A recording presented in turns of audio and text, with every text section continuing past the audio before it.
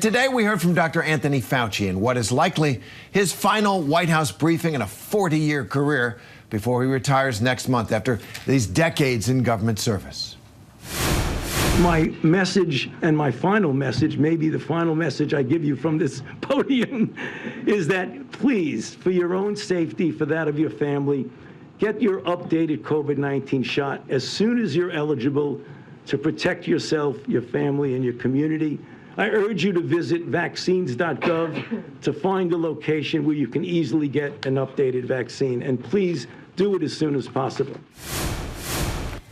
Dr. Fauci with one last plea for people to get vaccinated. Joining us now, ABC News senior national policy reporter Ann Flaherty. So, Ann, Tony Fauci's last briefing, what are your takeaways from it?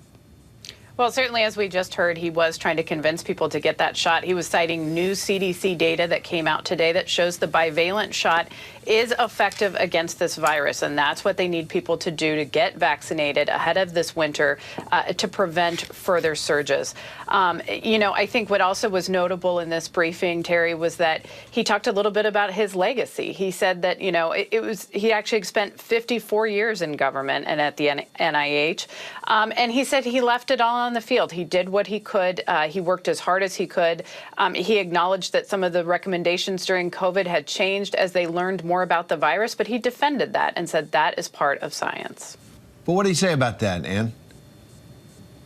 When he was talking about his legacy there, he talked about if they want to remember me, judge me rightly or wrongly. I gave it my all for many decades. And, this was somebody who spent 54 years in government service, could have made a lot more money outside of government service. I don't think that people realize that, how much he probably sacrificed personally to do that particular job. But he said what really motivated him was to protect people and to help people get the information that they needed. So we heard about him talk about that and saying that he hoped that, people realized COVID was just one small slice of his career, but that he wanted to protect people and to go out and get that shot. And it was very surprising. Somebody who's covered Fauci for a few of those decades, not 54. He was an American hero during the AIDS crisis, really getting the government to pay attention to a disfavored community, a community still very much in the closet at that time. Gay men were dying, in droves. And Fauci stepped forward to say it's an illness, don't condemn people who have it. And during the Ebola crisis, he was never very controversial until COVID. At any rate, so he's talking to one last effort to try and protect the country from disease, this time the high level of flu-like activity. What's he talking about on that issue?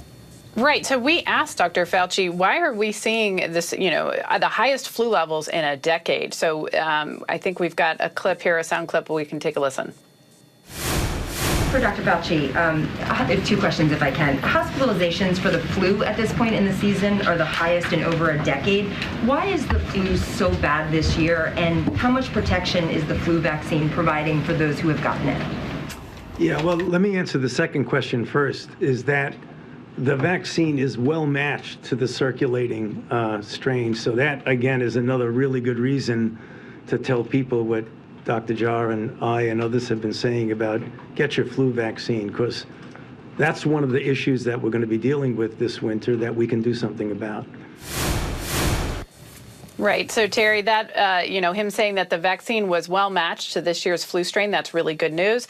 The bad news, of course, is that it's at higher levels. He mentioned later that 2020 and 2021 were at record low levels. Now that we open everything back up, everybody takes their masks off. It's really not a surprise that we're going to see this kind of rebound, is what he said.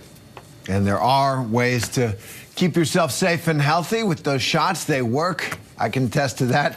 Ann Flaherty, thanks very much. Thanks, Terry. Hi, everyone. George Stephanopoulos here. Thanks for checking out the ABC News YouTube channel. If you'd like to get more videos, show highlights, and watch live event coverage, click on the right over here to subscribe to our channel. And don't forget to download the ABC News app for breaking news alerts. Thanks for watching.